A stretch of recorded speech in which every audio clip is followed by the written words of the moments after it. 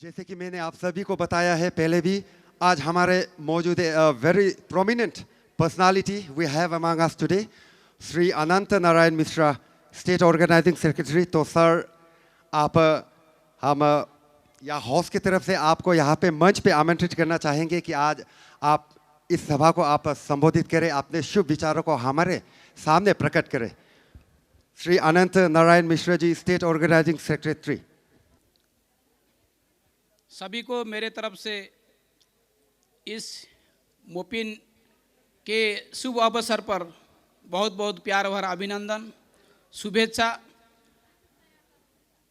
ईश्वर से, भगवान से मैं प्रार्थना करता हूँ, ये मोपिन आपके लिए नई उम्मीद, नई आशा और नए विकास का प्रतीक रहे। इस बासार में आज हमको जेडपीसी मैडम का घर में इनवाइट किया गया है। मैं अपने आप को बड़ा सौभाग्यशाली मानता हूँ। पिछले साल भी मैं मोपिन में आलो एरिया में था, ऑनरेबल सीएम सर के साथ, वहाँ भी बहुत बड़ा प्रोग्राम हुआ था। आज काल से हम यहाँ टूर में आए हैं और हमारे टूर को मद्देनज़र रखते हुए जेडपीसी मैडम ने इसका भी हमको मौका दिया इस मोपिन में शामिल होने के लिए। तो इस जो त्यौहार है, ये त्यौहार हम हर साल मनाते हैं और इस साल थोड़ा और ज़ोर से और उत्साह और उन्मादना के साथ मनाएंगे, ऐसा मैं आशा करता हूँ। भाषण बोलने के लिए बोले हैं तो मैं पॉलिटिकल बैकग्राउंड से आता हूँ। 2-3 बार मेरा यहाँ इंट्रोड्यूस हो चुका है कि मैं बीजेपी का हूँ और स्टेट का ऑर्गेनाइजेशन का इंचार्ज हूँ। तो मैं आप सभी को 2 लाइन बताऊंगा, ज़्यादा लंबा नहीं कहूँगा, क्योंकि त्योहारों में ज़्यादा लंबा चौड़ा भाषण सुनने के लिए किसी को इच्छा भी नहीं होता। तो मैं जो आइडिया है, मेरा जो अनुभव है अरुणाचल के बारे में, अरुणाचल में 2-2.5 साल से मैं हूँ और मैं जब से अरुणाचल आया हूँ तब से कोरोना चल रहा था। तो मुझे याद है करीब 2 साल से कोरोना ने हम सबका जीना हराम करके रखा था। आफ्टर कोरोना के बाद ये शायद पहली बार हम दिल खोल के मोपिन मना रहे हैं, ऐसा मैं फील कर रहा हूँ। कोरोना 2020 मार्च को कोरोना शुरू हुआ। अपना देश के प्रधानमंत्री नरेंद्र मोदी जी का नेतृत्व और उसका आह्वान को मानते हुए हम सभी लोगों ने कोरोना में लॉकडाउन को माना, लॉकडाउन को स्वीकार किया। Lockdown phase 1, lockdown phase 2, lockdown phase 3, इसी प्रकार 6 महीना लॉकडाउन हमने झेला है। उसके बाद unlock phase 1, unlock phase 2, unlock phase 3, ये सब हम सभी लोगों ने झेला है। एक गांव से दूसरा गांव जाने के लिए रास्ता नहीं था, रास्ता तो था पर जाना मना था। जगह जगह में पुलिस का पहरा था। और यहाँ तो अपना ट्राइबल सोसाइटी में एक गांव से दूसरा गांव जाने के लिए रास्ते में बाम्बो का बेड़ा भी लगा हुआ था। ये सब मैंने झेला है। कोरोना का चलते अरुणाचल में मेरा गाड़ी में VIP पास था, तो मैं जगह जगह में जाके देख रहा था क्या स्थिति में लोग रह रहे हैं, कैसे कोरोना को फेस कर रहे हैं, क्योंकि हमको भी दिल्ली रिपोर्ट देना पड़ता था। इस प्रकार अरुणाचल का कोरोना का स्थिति ऐसा है। हमारे साथ देश के सारे मंत्री, प्रदेश के सारे मंत्री, मुख्यमंत्री से लेकर प्रधानमंत्री तक हम VC में बैठते थे। वीडियो कॉन्फ्रेंस के द्वारा यहाँ के लोगों के जो समस्या है उसको हम दिल्ली तक पहुँचाते थे। भगवान करे ऐसा कोरोना जीवन में दोबारा ना आए। पर जो भी हो, कोरोना ने हम सभी को एक शिक्षा दिया। हमारे देश के प्रधानमंत्री कहते हैं आपदा ही अवसर, माने विपत्ति को भी पॉजिटिव लेना है। इस कोरोना के वजह से हमारे देश के सारे छोटे से बड़े हॉस्पिटल में सिस्टमेटिक हो गया। हॉस्पिटल में पहले ICU नहीं था, आज देश का सारे हॉस्पिटल में ICU आ गया, वेंटिलेटर आ गया, वेंटिलेटर का बेड बढ़ गया, ICU का बेड बढ़ गया। इसी प्रकार से देश का सारे हॉस्पिटल टिप-टॉप हो गया। हमारे प्रदेश के और देश के बहुत सारे लड़के बच्चे यूक्रेन में पढ़ाई करते थे। कोई इंजीनियर पढ़ाई करने के लिए गया था, कोई मेडिकल पढ़ाई करने के लिए गया था। हमारे देश का प्रधानमंत्री का इतना दबदबा है बाहर में, वो रसिया का भी राष्ट्र मुख्य को प्रधान मैंने फ़ोन किया कि थोड़ा मेरे बात सुनो, उधर यूक्रेन को भी फ़ोन किया कि मेरा बात सुनो। पहले हमारे देश के जितने लड़के बच्चे आपके यहाँ पढ़ाई कर रहे हैं यूक्रेन में, इनको पहले हमारे भारत में सही सलामत लौटा दो। इसका नतीजा भी आप लोगों ने देखा, यूक्रेन ने और रसिया का दोनों का जो युद्ध चल रहा था 10 दिन के लिए बंद हो गया। भारत का और अपना जो अरुणाचल का जितने लड़के बच्चे यूक्रेन में फंसे हुए थे, सभी को स्पेशल फ्लाइट, स्पेशल बस, स्पेशल ट्रेन लगा के सबको हमारे अरुणाचल के किरण रिजिजू का नेतृत्व में सभी को वापस लाया गया। इसको कहते हैं नेतृत्व। हमारे देश का नेतृत्व अच्छा है, इसीलिए हमारा देश आगे बढ़ रहा है, प्रगति कर रहा है। बाकी देश का सारा जगह में अब देखेंगे दुर्दशा हो रहा है। भारत को छोड़ के भारत को चारों तरफ जितना देश है, सबका नेता सही नहीं है, इसलिए उनका नीति भी सही नहीं है। नेता और नीति सही नहीं होने से देश का दुर्गति आता है। जिस प्रकार अभी बांग्लादेश और अपना पाकिस्तान और श्रीलंका का हाल हो रहा है, ये तीनों कंट्री का कोई भी असर हमारे ऊपर नहीं पड़ने वाला, क्योंकि अपना नीति भी सही है, अपना नेता भी सही है। तो इस मोपिन के अवसर पर दोबारा मैं सबको बधाई दे रहा हूँ और मैं आप सबसे विनती कर रहा हूँ, जिस प्रकार आज आप लोगों ने मोपिन मनाया है, अगले साल इससे और अच्छा उत्साह के साथ मनाएं। इतना मेरे तरफ से आप सभी को शुभेच्छा, अभिनंदन। जय हिंद।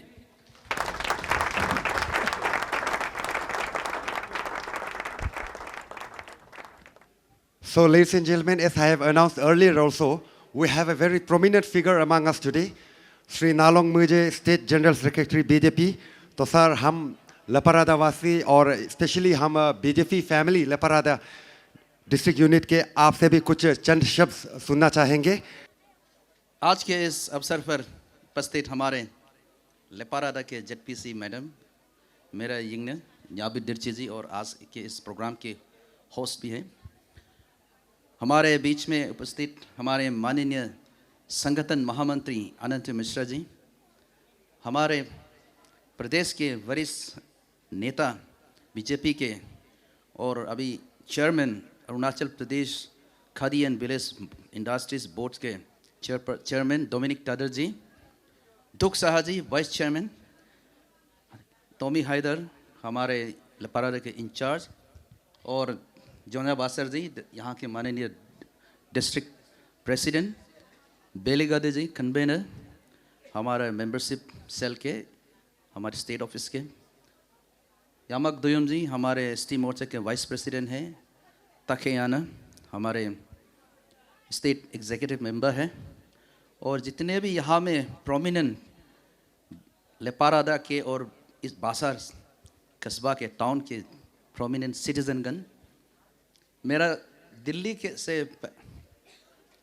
जान पहचान मेरा छोटा भाई टोनी बाम जी, आप सभी को नमस्कार।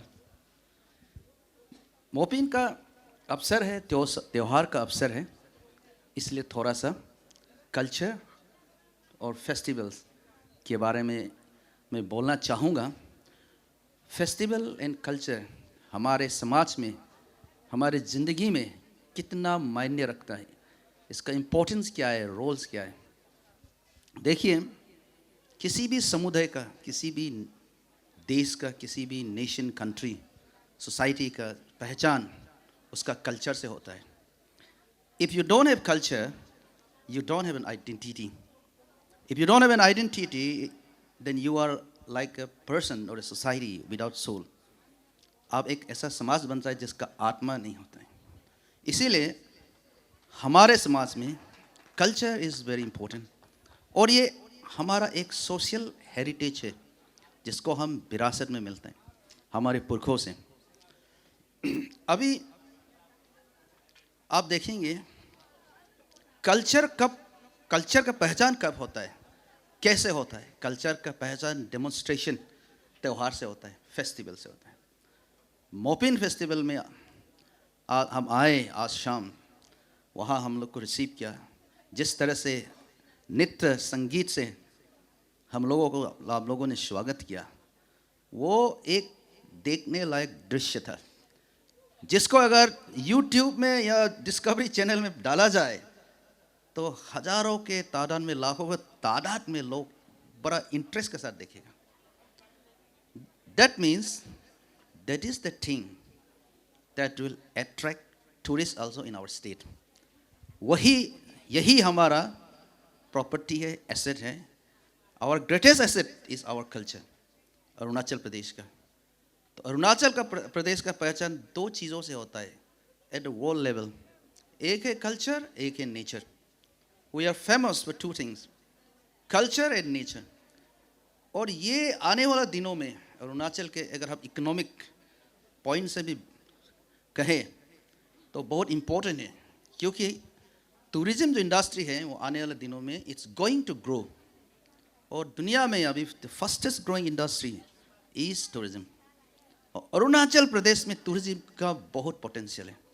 और इस टूरिज्म क्षेत्र में हमारा कल्चर एंड हमारा नेचर बहुत मायने रखता है. देयरफॉर इसीलिए हम इसको प्रिजर्व करना है. इसको प्रिजर्व करना हमारा दायित्व है, रेस्पॉन्सिबिलिटी है. And it is our moral responsibility towards our younger generation. अगर हम अपना मेरे जनरेशन में मेरा कल्चर को खो देगा, आर्ट को खो देगा, मेरा हैंडीक्राफ्ट्स को खो देगा, then it is lost forever. वो यंगर जनरेशन में पास ऑन नहीं होगा. फॉर एग्जाम्पल मैं आपको बता देता हूँ, यूनाइटेड स्टेट्स ऑफ अमेरिका जैसे most powerful country of the world माना जाता है और है भी. उसका इकोनॉमिक जो साइज अभी 12 ट्रिलियन डॉलर्स हैं. तो क्या हुआ है, वहाँ में पहले हमारा ही जैसे नेटिव लोग रहते थे, जिसको रेड इंडियन कहा जाता था पहले. अभी उसको नेटिव अमेरिकन कहता है. वो लोग भी हमारे जैसे ही थे. हमारे जैसे उनका ट्राइबल कल्चर था, फेस्टिवल था, अपना उनका धर्म था, रिलीजन था, सिस्टम ऑफ बिलीफ, फेथ था. जब से वो लोग का कांटेक्ट वाइट मैन से हो गया, यानी कि जब से वाइट मैन यूरोप से अमेरिका चला गया और अमेरिका को कॉलोनाइज किया, तब से उनका कल्चर भी खो गया, उनका रिलीजन भी खो गया, फेथ भी खो गया, यहाँ तक कि उनका लैंग्वेज भी खो गया. सो देयरफॉर क्या हो गया, नाउ उनका जो कम्युनिटी है, no doubt they are in a very rich country, world का सबसे पावरफुल देश में हो, फिर भी the native American nation is not a happy nation. उनके बीच में आत्मा नहीं है. सो इसीलिए हिस्ट्री से हमको सीखते हुए जो हमारा जो आर्ट एंड कल्चर, इसको जैसे भी हम बचा के रखना है, प्रोमोट करना है, प्रिजर्व करना है और प्रोमोट करना है. इसके विषय पर सरकार क्या कर रहा है ये आपको जानना है. ये रहा सिचुएशन. इसको सरकार की नीति में जोड़ना चाहिए. तो सरकार क्या कर रहा है, राष्ट्र स्तर पर सेंट्रल गवर्नमेंट, स्टेट गवर्नमेंट, जब से मोदी सरकार आया है 2014, then after 2019, promotion of Indian culture has been given primary importance. सबसे ज़्यादा इम्पोर्टेंस मोदी जी ने दिया है. उसके चलते आज भारतीय जो एक कल्चर का जो एक अंग है, जिसको हम योगा कहते हैं, वो एक इंटरनेशनल एक फिनोमेनन हो गया. इसलिए 21 जून को हम उसको इंटरनेशनल योगा डे के रूप में मनाता है. तो हमारा जो भारतीय जनता पार्टी का जो सरकार है, हमारा कल्चरल प्रिजर्वेशन पर बहुत जोर देता है और उसको बहुत अहम मानता है. इसलिए मिनिस्ट्री ऑफ कल्चर खोला गया है, जिसका मंत्री जी किशन रेड्डी है और दो उसका मिनिस्टर ऑफ स्टेट हैं. एक है मीनाक्षी लेखी, ओके, मेरा ही कॉलेज का, मेरा सीनियर है हिंदू कॉलेज का. वो है बहुत ही एक काबिल हमारा एक महिला नेता है. स्टेट में क्या कहे, स्टेट में कॉरेस्पॉन्डिंगली पेमा खांडू जी के नेतृत्व में डिपार्टमेंट ऑफ इंडिजिनियस अफेयर्स को खोला है. हमारे यहाँ अभी है, जिसको डिया कहते हैं उसको. तो उनका कार्य क्या है, उनका कार्य है कि हमारा जो भी ट्राइबल समुदाय कम्युनिटी है अरुणाचल प्रदेश में, उनका जो अपना इंडिजिनियस जो कल्चर है, फेथ है, प्रैक्टिस है, कस्टम्स है, उसको फर्स्ट ऑफ ऑल बचाना है, फिर प्रमोट करना है. कैसे बचाएगा, नंबर 1 उसको कोडिफिकेशन करना है, इंस्टीट्यूशनलाइज करना है, रिकॉर्डिंग करना है, डॉक्यूमेंटेशन करना है। तो ये हमारा जो कल्चर है which is an oral tradition, वो एक लिखित रूप में आ जाएगा, डॉक्यूमेंटेड रूप में आ जाएगा, तो उसको फ्रॉम जनरेशन टू जनरेशन उसको पास ऑन करना आसान रहेगा। ये रहा सरकार का काम जो कर। इसीलिए बीजेपी सरकार को आप लोग भी, जो ट्राइबल जो कम्युनिटी है, we should be very very grateful. तो मैं पार्टी का जनरल सेक्रेटरी हूँ, थोड़ा सा पार्टी के बारे में भी बताऊंगा, थोड़ा सा हमारा सरकार क्या कर रहा है, फिर लेपारादा में आपका पार्टी का सिचुएशन क्या क्या है उसको भी मैं थोड़ा टिप्पणी दूंगा। अभी हमारा जो बीजेपी है, जो सरकार है, पेमा खांडू के नेतृत्व में चल रहा है। और पेमा खांडू का जो सरकार है, it's is a reformative government. ये सिर्फ सरकार चलाकर, स्कीम देकर, आपको डेवलपमेंटल स्कीम दे के डिपार्टमेंट चला, वो नहीं है। पेमा खांडू का जो गवर्नमेंट है, बीजेपी का जो स्टेट गवर्नमेंट है, it is trying to make a paradigm shift in governance. पहले जैसे होता था ऐसा नहीं होगा। इसलिए क्या है, ट्रांसपेरेंसी एंड अकाउंटेबिलिटी बढ़ाने का काम करता है। इसको करने के लिए सिस्टमिक चेंज ला रहा है। उदाहरण के तौर पर पहले क्या होता था, specially C grade D grade जो नौकरी होता है, पियोन हो गया, एलडीसी हो गया, जेई से जो भी उसके नीचे वाला जो भी है, डिपार्टमेंटल अपॉइंट होता था। तो जो भी एस्पिरेंट है, मंत्री को पकड़ना पड़ता है, एमएलए को पकड़ना पड़ता है, बैकडोर ढूंढना पड़ता है, मेरिट नाम का कुछ चीज ही रहता। Most meritorious student also, he was not sure, उसको कभी भी श्योर नहीं होता है कि उसको नौकरी मिलेगा कि नहीं। Meritocracy was not there. तो क्या होता है समाज में तब, the sense of fairness is justice, निष्पक्षता और न्याय का जो भावना है वो बहुत कम होता है। तो पेमा खांडू का आने का बाद में क्या हो गया, उन्होंने स्टाफ सिलेक्शन बोर्ड खोल दिया, Arunachal Pradesh staff selection board. Staff selection board आने के बाद क्या होगा, अभी वही कैंडिडेट मिलेगा जो मेरिटोरियस है, जो मिलना चाहिए, अपना दम से, अपना मेहनत से, अपना नॉलेज से, ज्ञान से मिलेगा। तो अभी क्या होता है, जो एक्सपीरियंस है जॉब्स के, वो किसी मंत्री को, किसी एमएलए को, किसी ऑफिसर को पकड़ना नहीं पड़ता है, वो अपना आप को पकड़ना पड़ता है, अपना मेहनत करना पड़ता है। इसमें दो चीज होता है, एक है कि मंत्रीगण जो नेतागण भी फ्री हो जाता है, नौकरी के लिए कोई उनको तकलीफ नहीं करता है और उसको अनफेयर चीज करना नहीं पड़ता है। फिर एक्सपीरियंस के लिए हो जाता है, अपना आप सिर्फ मेहनत करना है और नहीं मिलने से भी वो सोचेगा कि हम काबिल नहीं था इसलिए मैं नहीं मिला। तो समाज में क्या हो जाता है, the sense of justice and fairness increased. Real development क्या है, व्हाट इज रियल डेवलपमेंट, असली विकास क्या है, प्रगति क्या है, वो है जब समाज में निष्पक्षता और न्याय का जो भावना है जब बढ़ जाता है। When everybody feel that I didn't get something because I did not deserve it, when that sense prevails in the society, then the happiness index of the society increases, आपका बढ़ जाता है। पेमा खांडू जी का गवर्नमेंट ये सब काम कर रहा है, ये पैराडाइम शिफ्ट है। फॉर एग्जाम्पल मैं आपको अगर ई फाइलिंग के बारे में बता दूं, अभी क्या होता है, जब कोई भी डिपार्टमेंट में फाइल मूव होता है, सीधा उसका डिजिटाइजेशन होता है, डिजिटल कॉपी बनता है, कंप्यूटर में फाइल मूव होता है। सेक्रेटरी है, उसके नीचे डायरेक्टर है, जॉइंट डायरेक्टर, वहाँ से आएगा डायरेक्टर से सेक्रेटरी के पास, वहाँ में स्कैनिंग होता है, फाइल ई फाइल बन जाता है, फिर सेक्रेटरी से जाता है मंत्री, मंत्री से सीएम, सीएम से बैक। तो किसने कौन सा दिन में क्या लिखा था वो सब डिजिटली रिकॉर्ड होता है, रियल टाइम रिकॉर्ड होता है। इससे दो चीज फिर हो जाता है, वन इज दैट अकाउंटेबिलिटी बढ़ जाता है, आपने फाइल क्यों होल्ड किया सीधा देख सकता है, इतना दिन आपके कंप्यूटर में था। दूसरा है कि इसमें फिल्फरेज एंड मैनिपुलेशन नहीं हो सकता है, बैक डेट पोस्ट डेट ये सब नहीं हो सकता। एक पन्ना को निकाल के दूसरा पन्ना डाल, जब पहले जो होता था दोज डेज आर गॉन, वो नहीं हो सकता है। ऐसे होने से क्या होता है, अकाउंटेबिलिटी एंड ट्रांसपेरेंसी तो बढ़ता ही है, साथ साथ में प्रोडक्टिविटी बढ़ जाता है, output of the department increases. जब आउटपुट बढ़ता है तब देश का जनरल डोमेस्टिक प्रोडक्ट जीडीपी बढ़ता है, इकोनॉमी बढ़ता है। तो this is the kind of governance that हमारा बीजेपी सरकार under the leadership of Pema Khandu कर रहा है।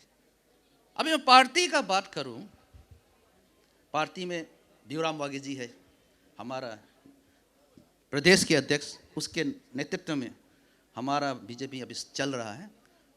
हमारा अनंत नारायण मिश्रा जी यहाँ बैठे हैं, हमारा गाइडेंस दे रहे हैं, वो हमारा गार्डियन वो है।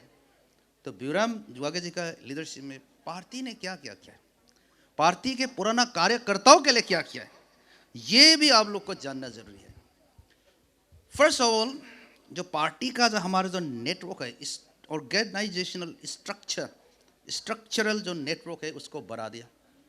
60 हमारे मंडल थे, अभी हम 74 कर दिया। हमारा मेंबरशिप बढ़ गया। आपको पता है अरुणाचल प्रदेश का कितना टोटल वोटर्स है? In the last election the total Arunachal voters were 8 lakh, 8 lakh था। हमारा मेंबरशिप अभी ऑन रिकॉर्ड बेलीगाद यहाँ बैठा है मेंबरशिप का 3,88,000, यानी कि 50%, almost 50% of Arunachali voters registered on the electoral rolls और बीजेपी का सदस्य है, प्राइमरी मेंबर है। That is the strength of BJP. आप सोचिए, हमारे पास अभी 48 एमएलए हैं। जेडपीएम हम 80% हम जीते लास्ट इलेक्शन में, 25 से 22 जेडपीसी हमारा है।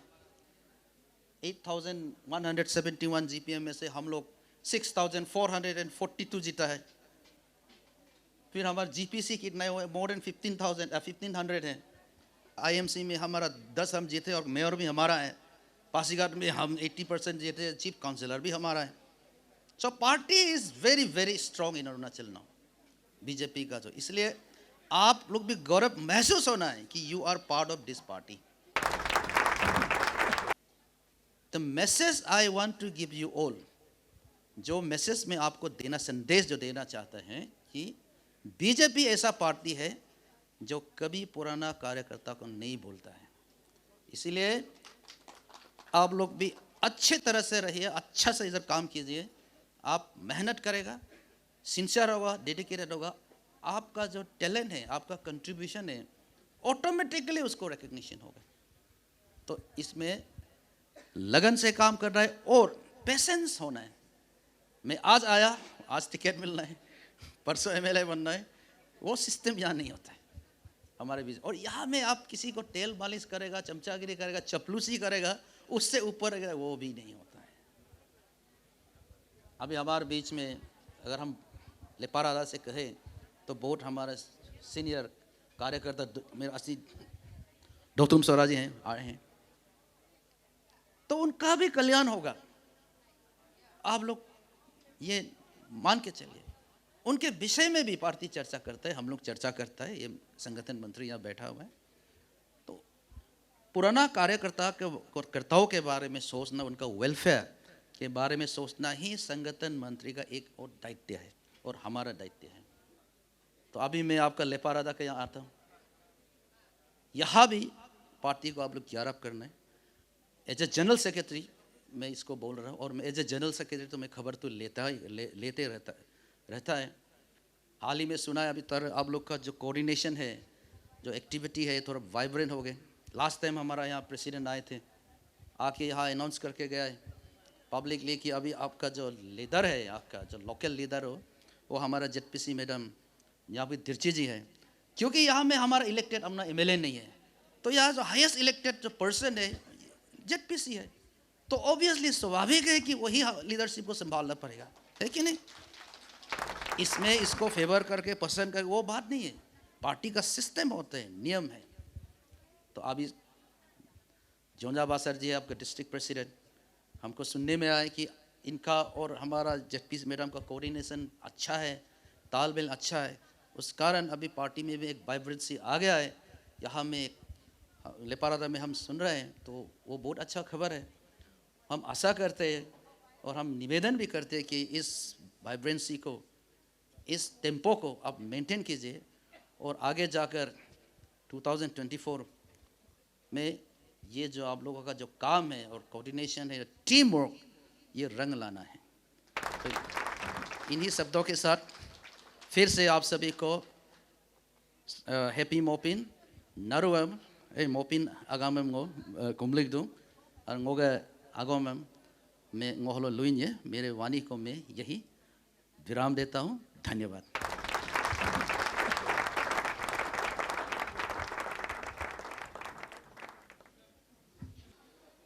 मैं कहूँगा कि तारीफ करो उसकी, उस परमेश्वर की जिसने इस शाम को रंगीन बनाया। बहुत अच्छा लगा। हमारे मिश्रा भाई और नालोंग भाई दोनों का स्पीच भी बहुत सुंदर रहा। मतलब मुझे लगा है कि जो शब्द आप दोनों ने इस्तेमाल किया इस स्टेज पर, मंच पर, ये आप दोनों का नहीं है, ऊपर वाले ने आप दोनों को प्रेरित किया लेपर आदा के लिए, बासर के लिए बोलने के लिए, और ऐसे मौका देने के लिए खास करके मैडम न्याबी, आपने जो भी किया है यहाँ हम सबको स्वागत करने के लिए आपके टीम के साथ, डिस्ट्रिक्ट टीम के साथ, मंडल टीम के साथ, और सारे यहाँ सीनियर्स बैठे हुए लोग हैं लेपारादा का और बासर का। मेरे जीवन में तो ऐसे सेलिब्रेशन कभी लेपारादा में, बासर में नहीं देखा जैसे मैंने आज देखा है। मेरे जीवन में सब कुछ उल्टा हुआ, बहुत बार आया, हर बार उल्टा हुआ। ऐसा कभी सेलिब्रेशन, ऐसा कभी पुट्टी पुट्टा, ऐसा कभी नाच गाना का रूप में, ऐसा कभी हमारे मिश्रा भाई का, नालोंग भाई का जो प्रेरित शब्दों को सुनने को मौका नहीं मिला। आपसू के प्रेसिडेंट थे, मुझे सारा अरुणाचल का पुलिस यहाँ घेर लिया, बासर में थाना में मुझे डाल दिया, बेचारा गरीब आदमी को ताना में डाल दिया। एक रात बासर का ताना में रखा। कितना दुख का बात है, यह कहीं सेलिब्रेशन हुआ ही नहीं, और उसका बाद आपसू का टेरियर खत्म हो गया। फिर एक महीना भी गैप नहीं हुआ, बीजेपी में ज्वाइन हो गया। बीजेपी में जैसे हम आया, मेरे को हर पोस्ट को दिया, स्पोक्स पर्सन बनाया, 2004 से सेक्रेटरी बनाया, पापू पारे का प्रेसिडेंट बनाया, 2007 से मेरे को जनरल सेक्रेटरी बना दिया। जब भी मैं आता हूँ 2007, 8, 9, 10 आसपास में, बीजेपी बोलने से यह आदमी डरता था। एक मच्छर भी आके काटने के लिए तक आने वाला मच्छर भी नहीं था ये बासर में। इवम कामों बोल के एक मंडल प्रेसिडेंट हुआ करता था, यह आया ही कि नहीं पता नहीं। हम स्टेट जनरल सेक्रेटरी आने से 3-4 लोग आईबी में मेरे को मिलने को आता था। फिर वो मंडल प्रेसिडेंट, उनके घर वो नीचे में है, एक मुर्गी काट के मेरे को खिलाता था 3-4 लोग बैठ के ऐसे। देन कुछ लोग बाद में मारी न्योरी और कुछ लोग आया, पुनः वर्कर्स लोग, वो भी उनके मंडल के घर में खाता था। खास आदमी लोग आता नहीं था बीजेपी के बारे में। ये गौतम सोरा जो बड़ा भाई जो है, ये भी बीजेपी का एक ज़माना में हीरो था हमसे पहले, लेकिन बीच में गायब हो गया। बीच में माने शायद दुबई गया था होगा, जैसे मैंने जाके वहाँ बहुत ज़्यादा पुट्टी पुट्टा है, लेकिन बड़ा भाई वापस आ गया। बहुत बड़ा बात है ना, 4-5 साल से फिर बीजेपी में सुपर एक्टिव हो गया। ऐसे करके बहुत बार दौरा किया, लेकिन आज का जैसे कभी प्यार नहीं मिला, मुहब्बत नहीं मिला, वेलकम नहीं मिला। क्या क्या मिला, बहुत और कुछ है, लेकिन समय, किसी का समय बर्बाद करना वो भी पाप है। आजकल पाप करना भी वो भी अच्छा बात नहीं है। और संगठन मंत्री बैठा हुआ है, महामंत्री बैठा, क्योंकि ये दोनों मेरा सही गलत का सर्टिफिकेट देने वाले यहाँ बैठा हुआ है। लोगों के सामने में हम पूर्ण कार्यकर्ता होने से भी ज़्यादा बोलना भी ठीक नहीं है। इसलिए आज मैं आया। मेरे अपने बीजेपी के ज़माने में जो मैंने देखा और आज का ज़माना को देख करके मेरे जैसे कार्यकर्ता को खुशी के अलावा, जॉय के अलावा, सेलिब्रेशन के अलावा क्या हो सकता है।